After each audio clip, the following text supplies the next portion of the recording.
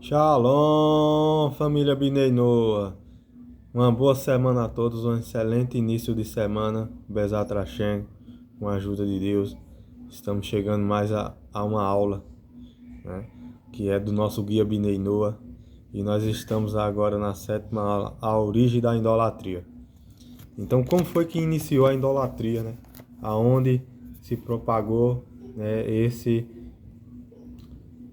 a idolatria em todo o mundo, aonde o homem, como o homem alcançou, como o homem chegou a esse status, né, de idolatria.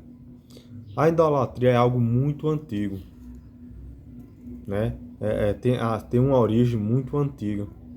O Maimonides relata que o neto de Adão, o primeiro homem, que se chamava Enoche, levantou os olhos para os céus e percebeu de que os astros ensinar insistia, exercia uma influência sobre a agricultura. Percebeu sobre as marés e os outros fenômenos terrenos e percebeu de que o inverno certas frutas cresciam e no verão outras. E percebeu também de que as marés, consequentemente, a pesca dependia do ciclo da lua. A concepção de Enoch não estava errada. Afinal, a Torá própria nos fala sobre a influência dos astros na Terra e como os cereais adoçados pelo calor do sol e como os frutos adoçados para a influência da lua. Porém, o erro de Enoque foi concluir de que esses astros foram criados por Deus, com o intuito de ajudar a Deus a coordenar a atividade terrestre, ou em outras palavras, imaginou de que Deus criou uma terra com infinitos seres para administrá-los. Criou assessores e o delegou poderes para abençoar ou amaldiçoar. A verdade absoluta é de que esses astros são nada mais do que canais criados por Deus, para que a energia e bênçãos divinas cheguem à Terra, e não possui livre-arbítrio para beneficiar ou prejudicar algo ou alguém. Na linguagem da Cabala, na Hassidut, eles são comparados a um machado na mão do olheiro, na mão de um lenhador. Na mão de um lenhador. Com esse erro, começaram então a trazer ofertas e se ajoelhasse para esses deuses inventados por suas imaginações, pois achava que servir esses deuses teria benefício. Posteriormente, esses deuses tomaram forma de estátua. Esse foi o início da idolatria. Quando num primeiro momento as pessoas acreditavam em Deus e que esse estava acima dos seus ídolos, o sol e a lua e estrelas. No primeiro momento eles pensavam que os seus ídolos, seu pensamento, que Deus estava acima desses seus ídolos, o sol e a lua, né, as estrelas. Esse tipo de pensamento é classificado como associação, né? Pela Torá é chamado literalmente, né, associação, que é Shituf. E é considerado um tipo de idolatria. Associação consiste em colocar algo como intermediário entre nós e Deus. Posteriormente, as pessoas foram mais longe e começaram a atribuir uma drupalidade a Deus, ao Deus único, considerando-lo a existência de outras entidades que seria primária como o Deus único. Deus nos livre. Tem um pensamento, Deus, né? Haver Shalom, que nós não venhamos ter esse pensamento de associação, né? Antes mesmo, esquecendo de Deus como Criador de tudo e atribuindo um aspecto divino aos astros, seres ou estátuas. Esse tipo de raciocínio é classificado como idolatria completa. Apesar de que a associação é um tipo de idolatria menos grave, se assim pode dizer, né? Se assim pode dizer, existe divergente opinião entre os sábios legisladores judaicos. Se um gentio que crê em associação estaria violando os preceitos da Torá, da Torá, né, sobre a idolatria ou não. Porém, é preciso entender, empreender um esforço para conscientizar todos os seres sobre a verdade, de que todos os astros e demais entidades são meramente marionetes, não têm livre-arbítrio e são somente um machado na mão do olheiro. O grande Maimônides, em sua obra, o Mishneh Torah, descreve o início da idolatria na seguinte palavra: durante o tempo de Noas, Enos era o neto de Adão.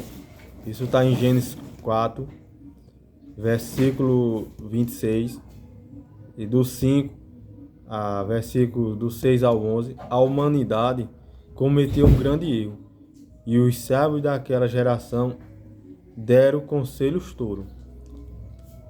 O próprio Enos foi um dos que errou. Seu erro foi o seguinte: eles disseram que Deus criou estrelas e esferas para controlar o mundo, e ele colocou no alto e o tratou como honra, tomando-lhes ou servindo que tornando-lhes servos que ministrava diante dele.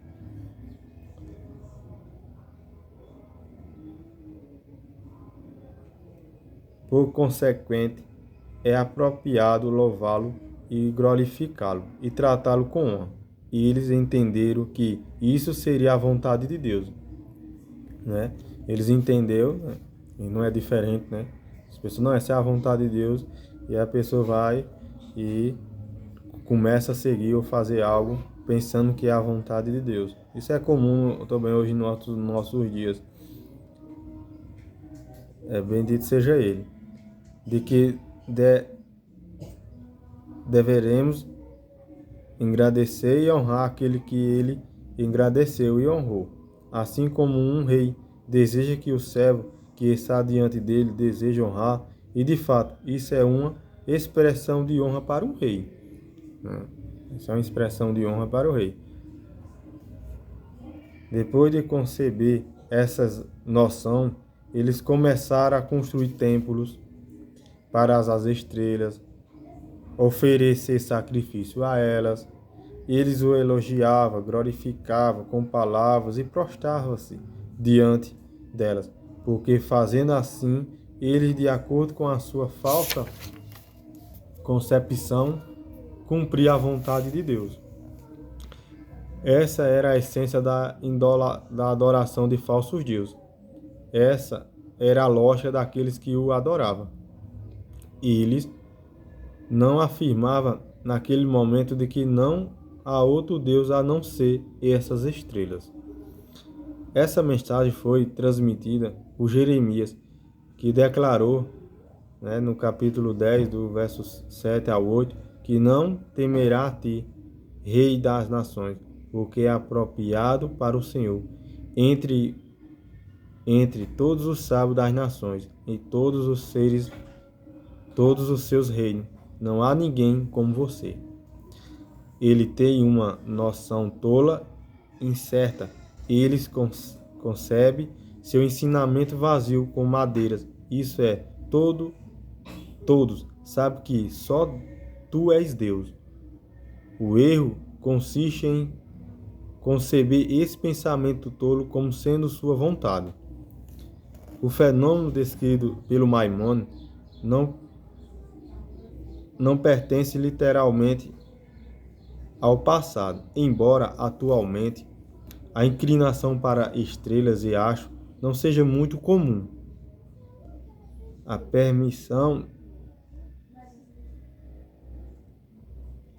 premissão teórica que motiva os antigos a servir as estrelas ainda é seguida por muitos.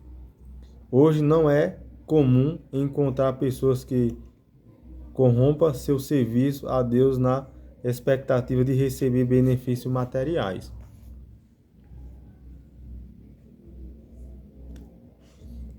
Depois de muitos anos, surgiram pessoas falsas, profetas, entre aspas, que disseram às suas nações que Deus lhe ordenou que dissesse: sirva essa estrela, ou todas as estrelas, sacrifique, ofereça libação para elas, construa um templo para ela e faça uma imagem dela, para que todas as pessoas, incluindo as mulheres, crianças e pessoas comuns, possam se curvar a elas.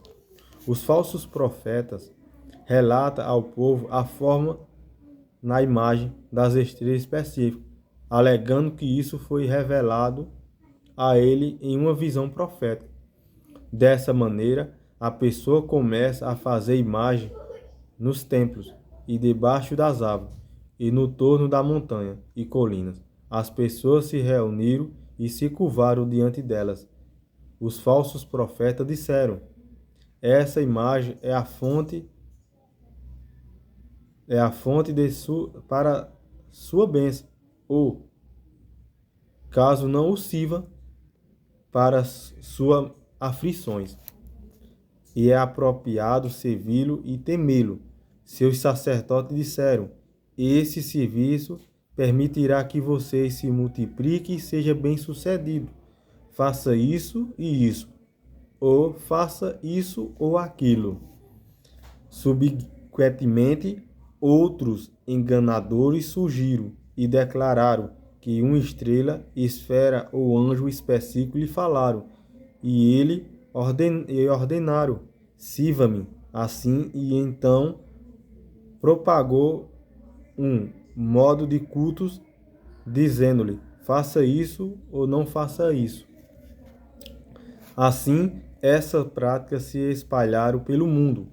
As pessoas se viam imagem com práticas estranhas, uma mais distorcida que a outra. Ofereceram sacrifício a ela e se curvaram a elas. Com o passado dos anos,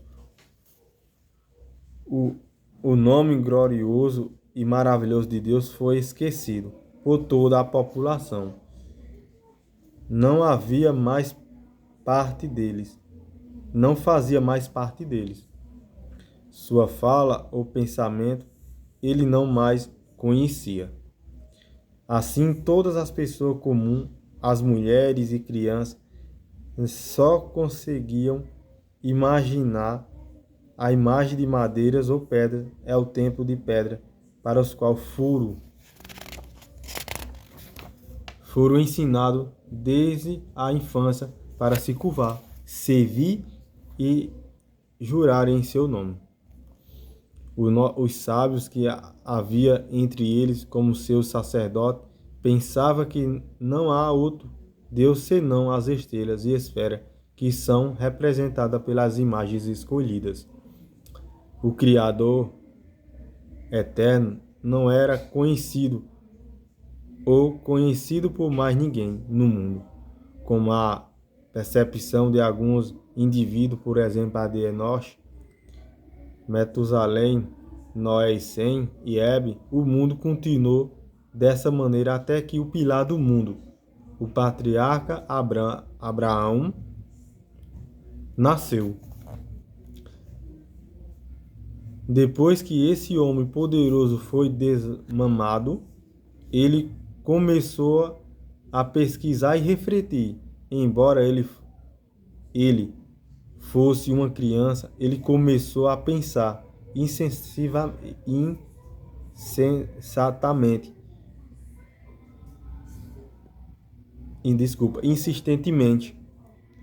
insistentemente, durante o dia e noite, imaginando como é possível que a esfera celestial que suporta os astros continua girando sem que ninguém a controle. Quem está causando o movimento circular delas? Certamente a esfera não se faz girar sozinha. Ele não tinha professor, nem havia alguém para ensiná-lo. Em vez disso, ele estava atolado em Cadim, entre os tolos e idólatras. Seu pai e mãe e todo o povo ao redor dele era adoradores de ídolos, e ele adorava com eles. No entanto, seu coração estava implorando e ganhando compreensão. Por fim, ele reconheceu o caminho da verdade e entendeu o caminho da justiça, através de sua compreensão aguçada. Ele percebeu que havia um Deus que controlava a esfera e que ele criou tudo, que não há outro Deus entre todas as outras entidades. Ele sabia que o mundo inteiro estava cometendo um erro. O que levou a errar foi o serviço das estrelas e imagem, o que o fez perder a consciência da verdade.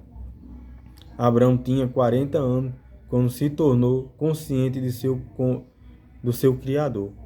Quando ele o reconheceu e o identificou, ele começou a formular a resposta para os habitantes de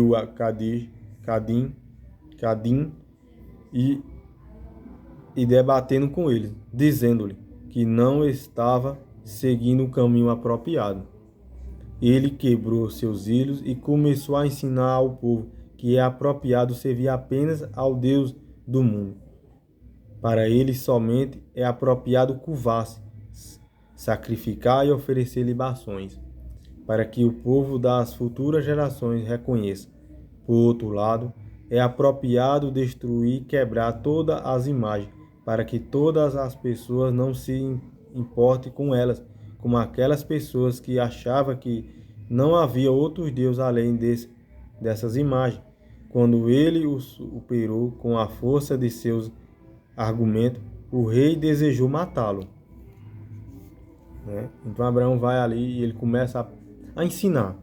Ele vai ali e incentiva as pessoas daquelas idolatrias a largar a sua idolatria, E as próprias pessoas com as suas próprias mãos, iam destruindo e tirando a idolatria, Nós, os monoteístas, não fazemos vamos nos templos já pessoas e sai quebrando nada não, viu, pessoal? Então é ensinado que as pessoas larguem, deixem a sua idolatria, entendeu? E é dessa forma que é ensinado, Então, quando o rei soube que Abraão estava fazendo isso, quis matá-lo, porque o rei, também se achava um Deus, aonde ele, mais na frente nós poderemos saber isso, em que o rei, o Ninores, se achava um Deus, e aí ele funda também uma religião. E ele foi salvo por um milagre e partiu para Hará. Lá ele começou a gritar em voz alta para todas as pessoas, informá-lo que existe um Deus em todo o mundo e que é apropriado servi-lo. Então Abraão, o patriarca Abraão de toda a humanidade, o pilar do mundo, considera chamado, né, o pai de todos os monoteístas, ele começa, né, e faz e sai ensinando a todos, né, Abraão. E ele sai reunindo, né, o povo em todos, reunindo em cidade após cidade e país após país, até chegar à terra de Canaã, proclamando a existência de Deus o tempo todo. Como nós podemos ver, como em Gênesis 21, capítulo 33, declarou, e ele chamou lá em nome do Senhor, o Deus eterno.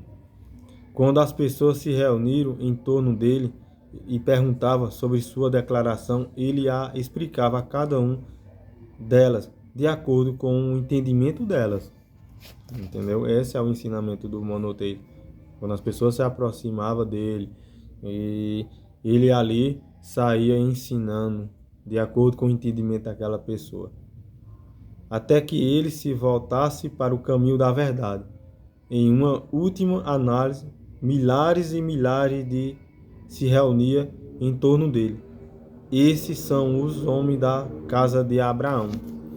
Ele plantou seu coração esse grande princípio fundamental e escreveu texto sobre isso e ensinou a Isaac, seu filho. E Isaac também ensinou ao outro e ao próximo seu coração, e aproximou seu coração a Deus.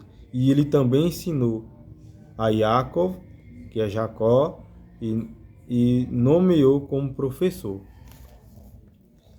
Jacó ensinou aos outros e transformou o coração de todo aquele que se reunia em torno dele a Deus. E ele também ensinou a todos os seus filhos. E ele selecionou Levi e nomeou como líder. E esse o estabeleceu como chefe da Estivá, né, que é a casa de estudo, chama Estivá uma casa de estudo, para ensinar o caminho de Deus e observar a mitzvot de Abraão, né? Como nós temos aí a nossa Beit Noa no Recife, Be'er Hashem, e aqui em Belo Jardim também.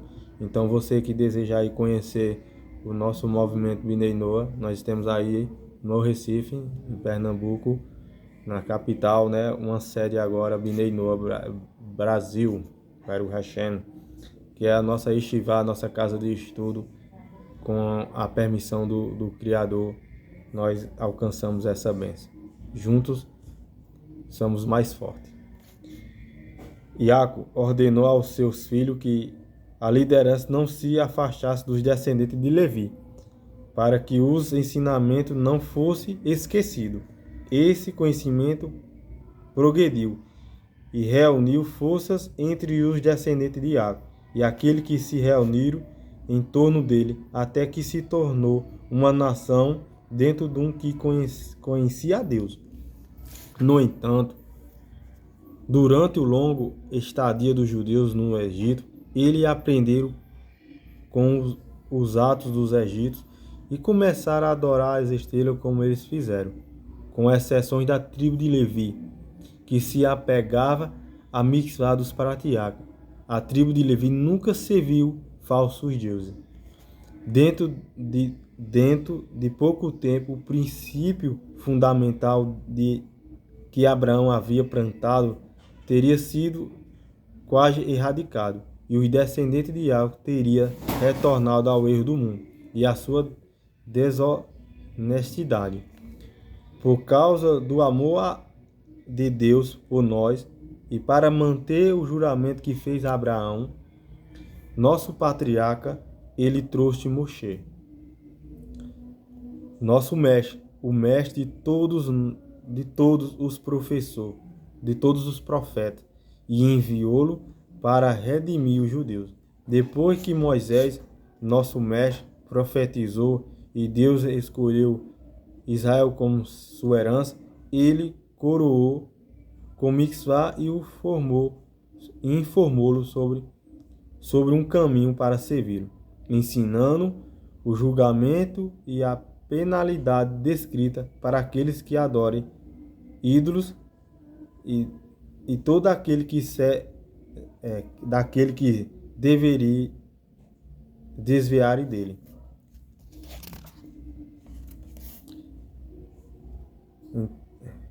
Então, pessoal, que com essa mensagem, né, que nós possamos aprender a fazer como Abraão, né, nós aí os monoteias, Bnei Noah, nós temos essa missão aí de influenciar os que nos cercam e tá aí propagando, ensinando, como eu falei, né, agora nós temos o canal no YouTube, temos também no Instagram, temos um grupo de WhatsApp e também agora nós temos as nossas beitas.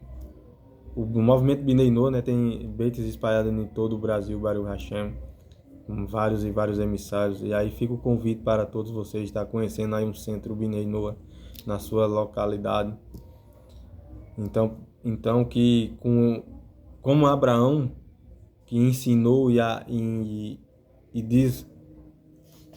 passou para toda a humanidade, que nós possamos também estar ensinando a todo mundo aí a deixar, né, essas associações, a idolatrias e acreditar em um único Deus. Não existe um, não existe outro a não ser Deus. Desculpa, não existe outros deuses a não ser o Criador, bendito seja seu nome.